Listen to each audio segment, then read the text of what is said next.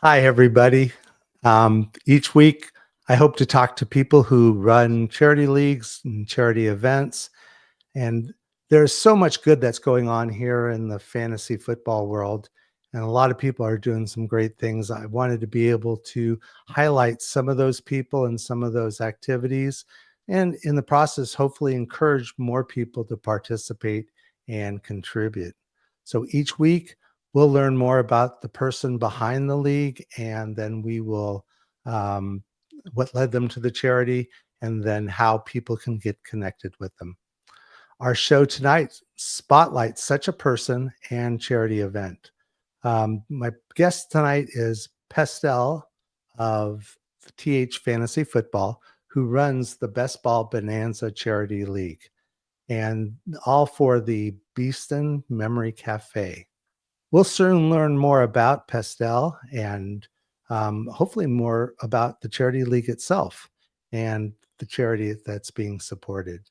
So, hi, Pestell. Welcome to Give Back. Hi, Eric. Thank you very much for having me on. Really appreciate you inviting us on. Oh, yes. And in fact, I also want to be able to thank you for being my first global guest. So I do appreciate you making yourself available and of course, dealing with the time zone differences. So let's let the audience first get a chance to learn a little bit about you. So tell us a little bit about yourself. So I'm Mark Pestell, go by Pestell on our podcast. I'm part of TH Fantasy Football, which is we're a group of friends who love the NFL. So myself and Ed and Tom, who we do the TH Fantasy Football Show podcast with, we just started it really because we want an excuse once a week to talk about the NFL, talk about fantasy football, talk about the sport that we love over here in the UK, and within our sports circles, kind of adopt as our own as well. And we basically a couple of years ago just took the decision that the number of fantasy football leagues that we run, I think we probably commish about 60 to 70 leagues for people, many of which we take part in. Some we just run for other people to get them into fantasy football as well. Um, but we saw all the good work going on both in the UK and in the US from some of these amazing charity leagues, and we thought this is something we feel we can do, we can get involved in as well. And from very small beginnings, we've grown over the last couple of years and hope to do so again, all benefiting the Beeston Memory Cafe. Awesome. And we'll dive a little bit more into the league and the charity. But I'm curious, and you of course, you've mentioned, and your accent also hints at your location. But I was curious, what is it like being a fantasy football fan in the UK? Perhaps you could share some of that. So I would say the key difference talking to us fans is we have some late Sunday nights.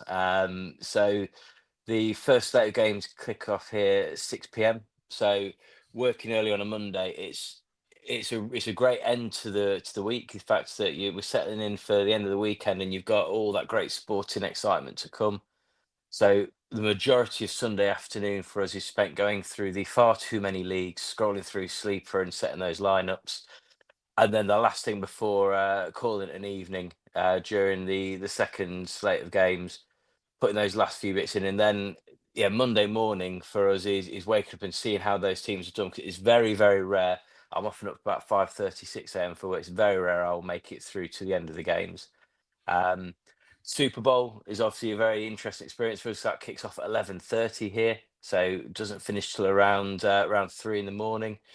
So Ed and I will always watch Super Bowl together each year. We've had a couple of years. Ed's a Bengals fan, so a couple of years we had to drag myself through watching the Bengals in the Super Bowl that late night with him. But this year we've decided something we've become quite accustomed to on a Monday, especially, is going dark on all social media, all news outlets. So we slept through the game.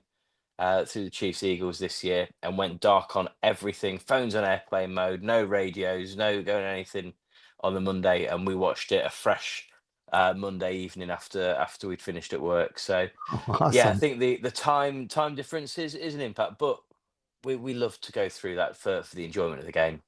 And is how is the coverage, or how are the teams covered in newspapers, television? Do you have like the quote NBC like, or CBS type networks that will televise games for you, or are you having to catch that on the internet? And so we're looking at Sky Sports have the rights currently in the UK. So Thursday night football, Monday night football, always on. Um, there's always a game from the early window and then the late window and then Sunday night football as well. But then obviously we get the absolute treat of Red Zone every Sunday as well, which Nice.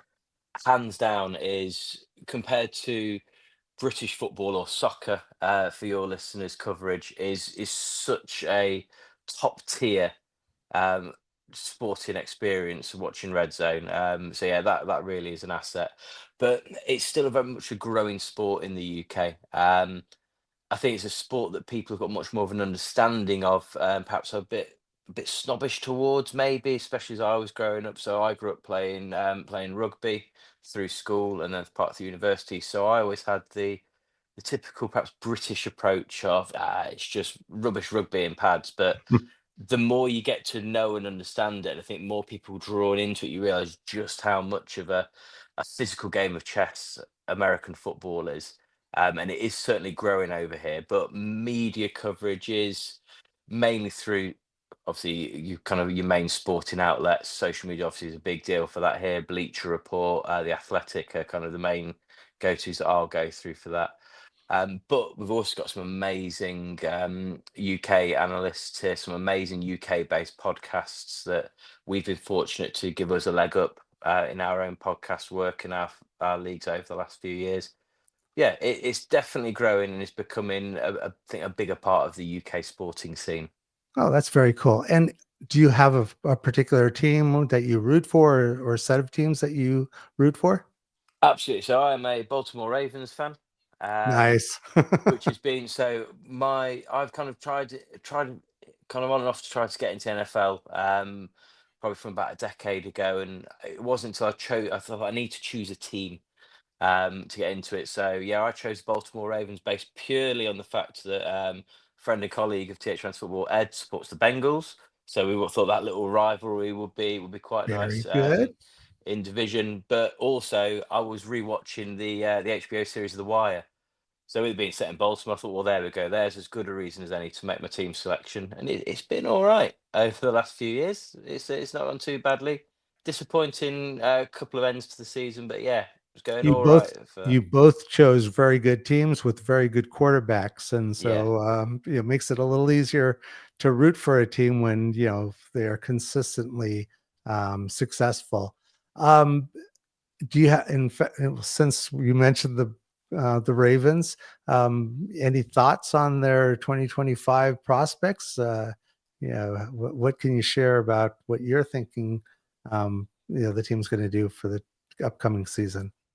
it's got to be the same as my viewpoint's been the last couple of years. That I don't think it's quite so much as the Ravens are in now or never territory, but it's got to be knocking on the door in the next couple of years of Super Bowl. Lamar Jackson. I mean, we often talk on our show that some of the negative kind of hype you get around, especially on social media about Lamar Jackson, is nonsense. There's so many super talented quarterbacks in the league at the minute. The AFC is filled with them. So for one team to get through, Hmm. when you've got Joe Burrow, you've got Josh Allen, you've got Patrick Mahomes, it's tough. But yeah, it's got to be the way that Jackson and Henry worked together last year was amazing. Zay Flowers coming through, Rashad Bateman, who I've kind of been rooting for over the last couple of years, really become a Finally useful started to player. show, yeah.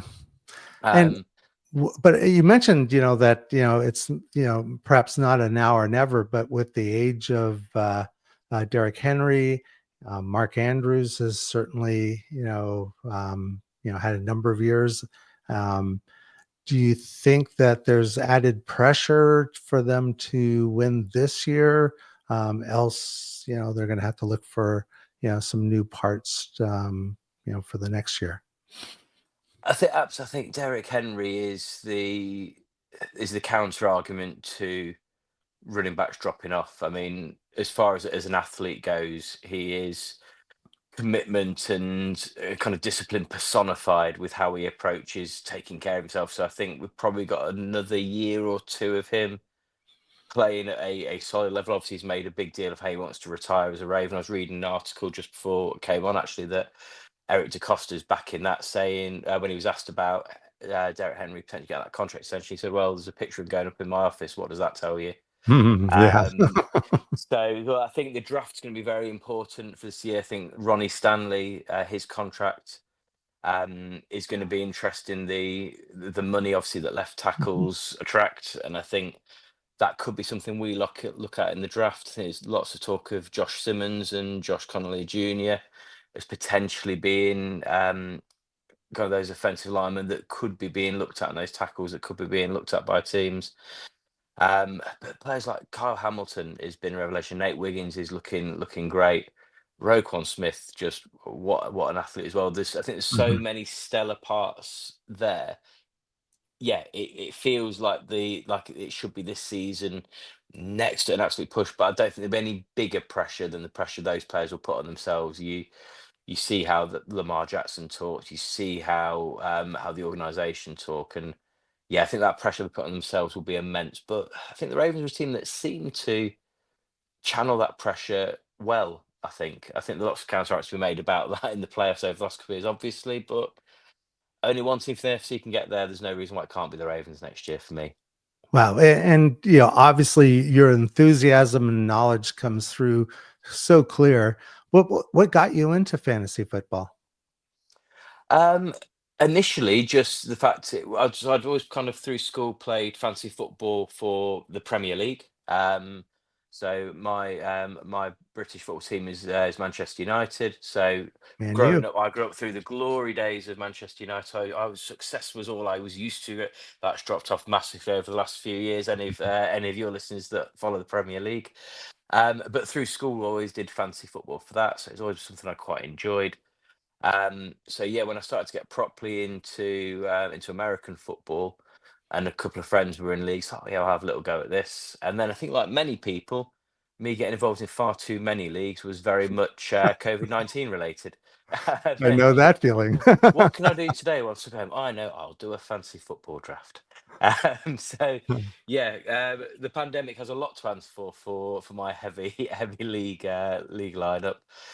But yeah, it's a great way to interact with other people. It's a great way to learn about the sport as well. I think I learned more about the NFL from playing fantasy football those first couple of years and having a reason to be tuned into different teams, understanding the depth of squads and rosters better as a result of that as well.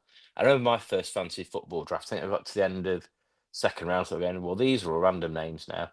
Wow. Um, and now you can get to the end of a draft and you're making decisions with what's with you around 15 pick. Yes. Um, so yeah, I think it's a great foil to watching the NFL and a great part of it. And just think that American football is so much more geared up to fantasy football. The fact it is territory driven, the fact it's all about the numbers and all about the stats, I think more so than many other sports, it just leans into the format so well. It is. And the other thing is, and you kind of mentioned, and I don't want to get you in trouble, especially I know that my wife counts my leagues, counts the number of leagues, and always thinks I'm in too many. So, how many leagues are you currently in? I think that I played, I think I've got last season was maybe around 15, 16 redraft. Nice. That's about I me think I've too. probably got about another 10 dynasty. Um, and then best ball, oh goodness knows, many best They ball don't count. leagues. Oh, exactly. That's the joy of best ball. But then alongside that, we run a large number of leagues that we don't play in as well. We run a lot of leagues just to kind of bring people into it. When we were starting, it was always difficult to find a reliable league. It was difficult to kind of find a group of people to kind of join in with, and you can often join to a random league that you found advertised on Facebook or any other social media platform, and it Mhm. wouldn't last the course. So one key thing we look at via our TH Fantasy Football Show podcast is we like to kind of bill it as we are a kind of a one-stop shop. We like to try to have a bit of something for everyone. We love to go through the data and give a bit for your more seasoned fantasy football player, but we also like to make the game accessible to people who might be new or more experienced to it. Perfect. So last summer we set up a number of our rookie leagues, bring in especially UK players that hadn't played fantasy football before. Very good. Um, and we also published last year our fantasy football audio guidebook. Oh, So kind of like a crash course and intro into fantasy football. So yeah, that's a big part of what we do, and certainly adds to the number of leagues sat in our sleeper app. and maybe this is a good segue to go and start talking about TH Fantasy Football. And perhaps you could tell us a little bit about your work there, and perhaps some of the types of things that the TH Fantasy Football team produces, and maybe other members of the team. Yeah, so TH Fantasy Football is myself and my friends Ed and Tom. So we all work together. We're based in Derby in England, which is pretty much, if you look at map, smack bang in the middle of England. And we initially just set up a Twitter account with called TH Fantasy Football, just so we could interact with other fantasy football enthusiasts and other fantasy football players. We were then incredibly lucky to be invited to join the Fields of Fantasy podcast team. Mhm. So run by Dowie as and Johnny B. So that they very kind of kindly brought us into the fold to do kind of a couple little spots on their show. And then we were really fortunate that they kind of trusted us and gave us a show to kind of run for them, which we had a great year or so doing. And then this year we hit the point where it was our natural time to kind of break away, and kind of we kind of went our separate ways. So we put out weekly content during the season. We have a weekly show doing a review of the week gone by and a preview of the upcoming week. We have a DFS show at the end of the week that we were doing over the end of the season as well. So an app called Fancy Game Day, which is a DFS app with DraftKings pulling out of the UK market at the drop of a hat in the middle of the season. Hmm. Fancy Game Day, UK-based DFS app who kind of took up the mantle for the UK for that, and they've done amazing Nice. things. So we like to kind of work with them. Through the off season, though, we are very much we don't follow college football as closely as we'd like to have the time to. So we're very much into watching lots of kind of rookie research and trawling YouTube to learn about the rookie players coming in. So we're kind of in our quiet period for our season at the moment for our shows, taking a bit of a break until we come back with our rookie previews and our free agency, and then we run right through with our shows all the way through to the start of the season as well. Soon as we get to draft season, we'll be very, very busy with kind of our leagues, our own leagues, and then leagues run for other people. But I think the thing we are proudest of at TH Fantasy Football is the TH Fantasy Football Best Ball Bonanza, which we Great. started a couple of years ago. And yeah, that's obviously the reason initially we've kind of we connected to do this show today, and something we're immensely proud of so far. Well, and again, another perfect segue into the real reason for this, a chance to talk, and that is to, get more information and shine more light on the work you're doing with the Best Ball Bonanza Charity League. So, why don't you tell us a little bit about the league, what led to it, and and we'll dive in more as we go along. Yeah, so we started 2 years ago. We're going to our third year this year. And it did just start with the fact that we're running lots of leagues. We're part of all these great charity leagues. We we can have a little part of this. We can try to do our little bit as well to raise money for a good cause. When we're thinking about what that good cause might be, we had a real obvious one within our group. So Ed, who kind of started TH Fantasy Football with and run a number of leagues with alongside Tom. His mum was co-founder of a charity called the Beeston Memory Café. So another city nearby, Nottingham, who I suppose for American listeners think Robin Hood, the home city of Robin Hood. Um, Beeston is a town just outside Nottingham, and the Memory Cafe is an amazing local charity that supports those living with dementia and their carers as well, offering weekly respite, connection, community for those people living with dementia and their carers. they do such amazing work supporting their members and supporting the people in the local community, and they rely on donations to survive. They rely on the goodwill of others to keep their doors open. So they require about 12 to 13,000 pounds a year just to kind of keep running. So if we can help in any way, shape or form, we'd love to. So we started up in 2003, and our ambition was if we could raise about £500, that'd be lovely. That'd be really nice to kind of do a little bit towards this great local charity. And we were blown away that the support we got from the fantasy football community in our first year, especially in the UK. I think we ended up with just over 90 players, and we raised just over £1,000 in year one. Wow, that Um, is great. Also, it's great to hear that you mentioned that, there's a very personal yeah, connection. And, again, I know that, doing, charity leagues, there's a lot of work. And so the fact that, it means that much and that you have that personal connection must help make some of this work in the background, seem even more worth it. So, um, it's really cool to hear that. And, um, but you said 90 people have participated? yeah. So year one we had 90 and Wow. raised just over £1,000. Year two last year we ended up with, I think we had initially about 230 sign-ups, but then a few people falling out of the way to end up with 190 taking part Oh, over that is 19 awesome. 10-person leagues. And last year we set the target. We wanted to get around 1,500. We thought we'd be happy with that. Initially, we were looking at if we get 150 people and everyone donates £10, then that'll do us. We're really happy with that. We were absolutely blown away though, the generosity of those 190 people. A few started, so a couple of pick'ems leagues, a couple of survivor pools, several people just donating a little bit extra throughout the season as well. And last year we raised just over £3,500, which say absolutely blew us away. And I think the one thing that we've enjoyed so much out of doing these leagues is just seeing the absolute best of people. Just how great the fantasy community is. I think we're about £35 short of £3,500. So we just put a post out across all of our leagues saying, look, we're so close. Can you help us get over the line? And within half an hour, we had another £100 that people had just thrown in to help us to that total. So yeah, and it means so much to charity. And I think what we're lucky with it being a small, every charity that everyone does these competitions for is a fantastic, worthy charities. But with it being that smaller charity, we really see that huge impact people's generosity has for them with their budget they're working with.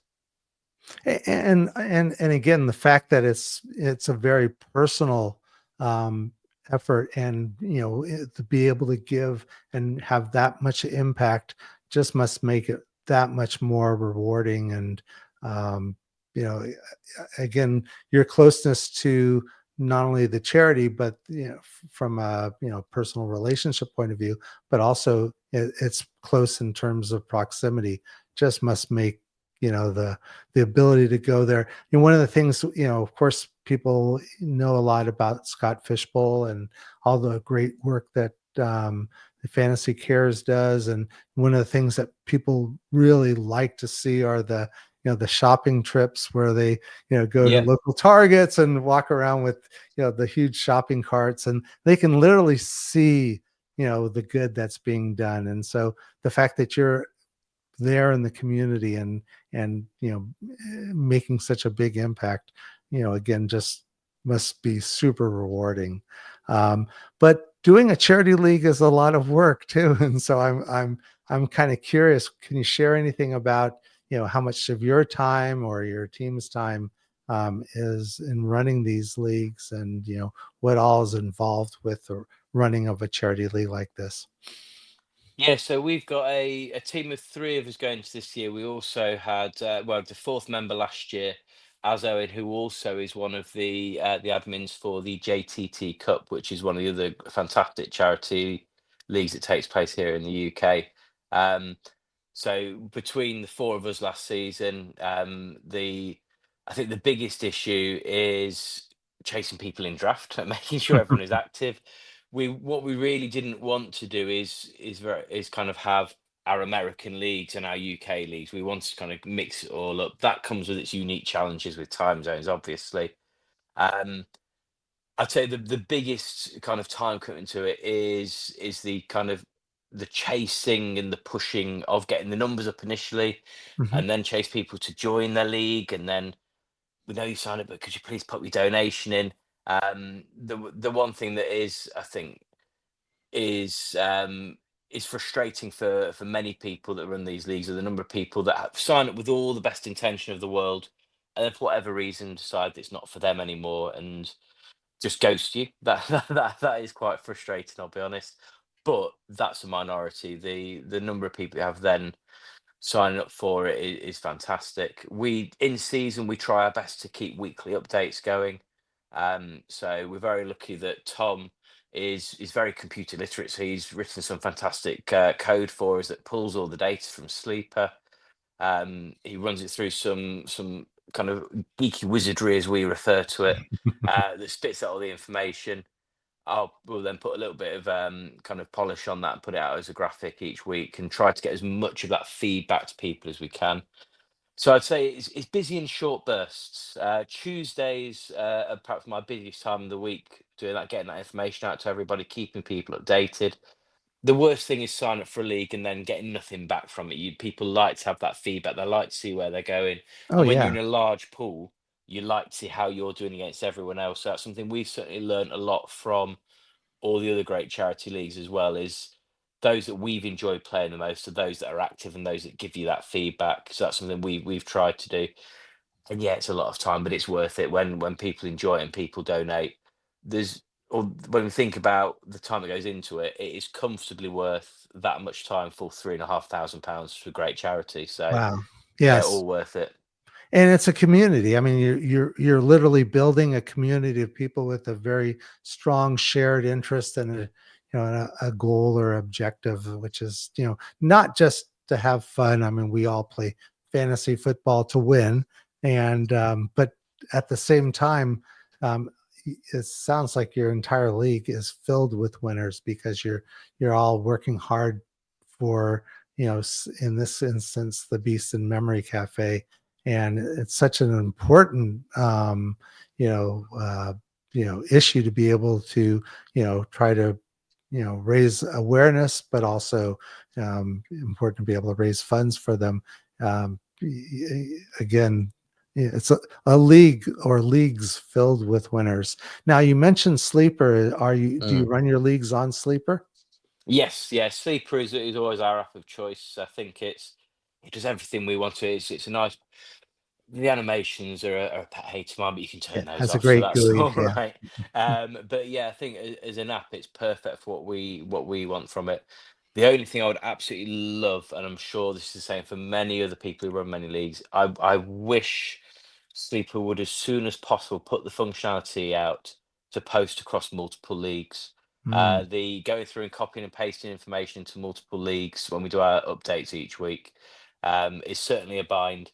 So yeah, that's something. If anyone from Sleep is listening, please can we sort that out for me? We would very much like Well, I think there's a number of leagues that share your interest it. and share your plea to the folks. And Sleeper as a platform, the people behind Sleeper do seem to be very Yeah, responsive. they They do. do seem to really are motivated to make for a better user Absolutely. experience. And it is a great user interface. There's other improvements that can always happen, especially around the average draft positions and some of the ranking or some of the listings inside as you're getting ready for a draft could use a little work, but it is a great platform. Um, and I'm guessing also, and you're the people in your leagues also interact via either the sleepers chat window, or do you have other ways that the community tends to engage with each other? So yeah, we try to get as much as we can, especially in drafts via the sleep chat, and we're also always very happy for other people to kind of plug their own leagues and their own causes within those as well. And then most of our output is that will also come through Twitter or X now. I still can't get used to calling it X. I still So call it yeah, Twitter.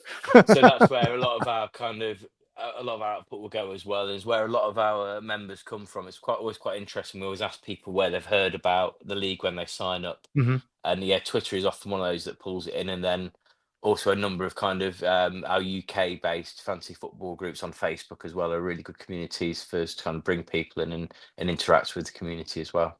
And if you already mentioned it and I didn't hear it, I apologize in advance. But is there what is the structure of these leagues? Are they best ball? Are they um, more traditional redraft? Is there anything special or different about perhaps the scoring or rules that makes your league a little more unique? So we're best ball format. Oh, We've sure. In gone. fact, it's called the best ball league. So Oh, I'm totally sorry. so yeah, we're best ball format, and we've gone for the last couple of years. We've gone for 10-team leagues, mainly because it just the maths worked out best with the numbers we've got.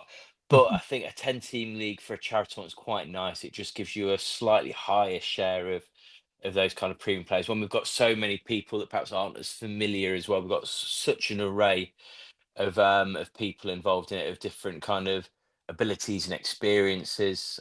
We've got several people who are kind of excellent best ball analysts in there. We've got some people who've never played before, so that gives a nice mix to it. We keep rosters fairly simple. So a single QB. There's no kind of curveballs in there. And scoring as well, we keep relatively simple, with the exception of having a QB premium. So we just bump up the QB stats very slightly, but in a way that I think we like in a lot of our leagues anyway. And our reasoning behind that is because in so many charity leagues have their niches, have their different gimmicks and intricacies. We felt the only thing that was perhaps missing was one that didn't have a gimmick, and so we thought we'll keep ours simple in a world where everything else is have got their own novelty part. Our novelty will be being straightforward. No, and again, I love the fact that you are encouraging and supportive of newer players because I mean we all were new players at one point in time, and there's a lot of well, gee, I'm going to go and I'm going to only go against people in their experience that I want to go up against the best, and again, I think the fact that this will help encourage people to want to play more, learn the game, and learn it in a way that's very positive Yeah, and supportive. Um, and again, as I mentioned, you know, regardless of the win loss record through and at the end of the season, it- all the people in your leagues are such winners. I mean, they're doing really great work. They're supporting a great cause, and it's the story is amazing. I really do love hearing about these sort of success stories, and the fact that you're actually driving this, and you and your team are doing a lot of the work that I'm sure a lot of people aren't seeing all the effort you're putting in behind the scenes.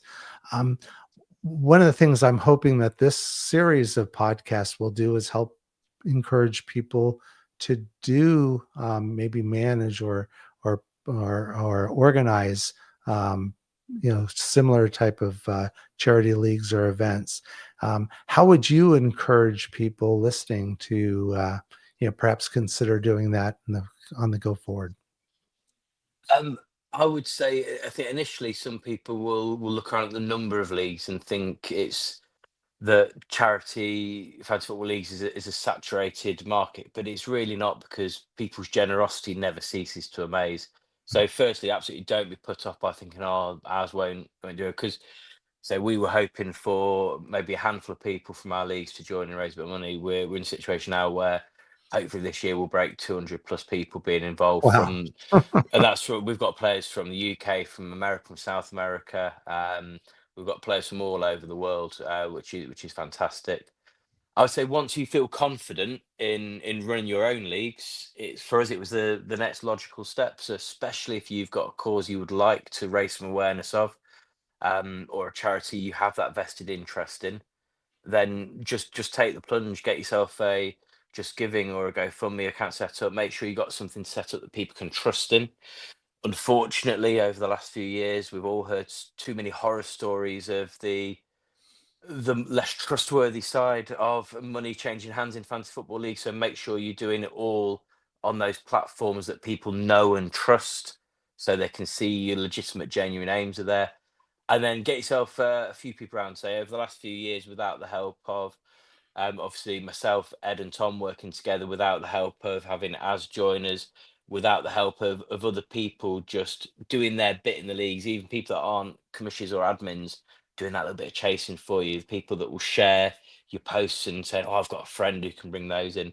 Just yeah, preach it far and wide, and get as many people to kind of buy into you and buy into your cause to support as possible, because you will always be surprised by how many people join in. You'll never be let down by people not being interested. And yeah, how you heard about my show or how I was able to get connected to you was through a chat group Yeah. of people who are running and involved in charity leagues. And so, the one what a wonderful thing that you all can support each other and give advice or give other types of support to make sure everyone feels successful. And so I was so pleased when you reached out and contacted me, and loved the chance to be able to share your story and the story about the league that you're running. Um, so how can people get in touch with you? Or do you have a website? Do you have other ways that people can reach out and get more information? Yeah, so our easiest way to get hold of us is via Twitter or on Blue Sky as well. So th_fantasy_NFL. And our pinned posts on there are straight to the Best Ball Bonanza sign up sheet. And within that is the link to our Just Giving page as well, just to make it dead easy for UK, European, American, wherever you are in the world, for everyone to kind of get involved and to sign up. We've also got our podcast as well, TH Fantasy Football Show, where we'll be having some best ball content throughout the off season. Also available Spotify, Amazon, Apple Music, where so the old phrase, wherever you get your podcasts. Nice. On there, we'll kind of do some talking on there as well. But yeah, first port of call, th_fantasy_NFL on Twitter or Blue Sky. And if you've got any questions at all, if you want to kind of ask about it, please don't hesitate to drop us a direct message. If you wanted to get involved in other leagues, especially if you are an American listener who would like to get involved with some UK players and show us how it's done, please get in touch and we'll get you involved in some of our leagues as well. But yeah, that's where we are, and we would love to be connected with as many people as possible. We're really hoping to grow this year. We're so close to £5,000 all time. I think we're about £180 off that, so we'll hit that soon, hopefully this year. And the target for 2025, we would absolutely love to get past 5 grand if we can this year. It's ambitious, but we thought we'd been ambitious last year with 1,500. And if we could hit 10 grand all time within the next 12 months, we'd be absolutely over the moon. So, yeah, if you're listening, you've not joined us, please do. And Oh, if you know anyone wow. else who might like to join, shout our name from the treetops, please. And I love the aspirational aspect. I mean, again, don't set low bars. It sounds like you've had you've exceeded the original goals each year, and Yeah. so it'd be super to be able to help get that 5,000 pound, so that you're able then to put it up to 10,000 for the next year. Oh, of course, you always got to keep raising it. Awesome.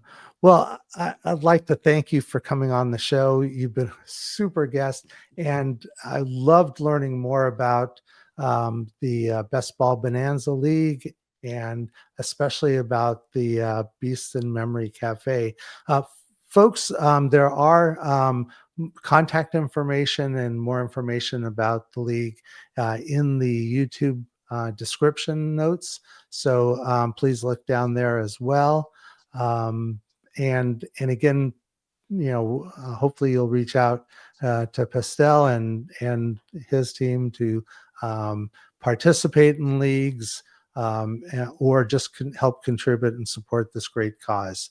Um, and so, and folks, if you are running a charity league and would like to appear some future Tuesday evening, please contact me at my Twitter handle, which is right about there, and or at Bruce Wallace if that doesn't show up.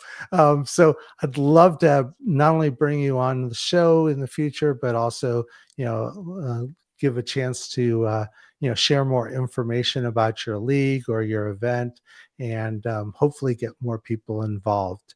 And so we'll bring this show to an end. Next Tuesday night, I hope you come back and we'll showcase another charity league or event. So please, thanks again for showing. And remember, be good, do good, and give back. Thanks, everyone. And thanks, Pestell. Thank you, Rick.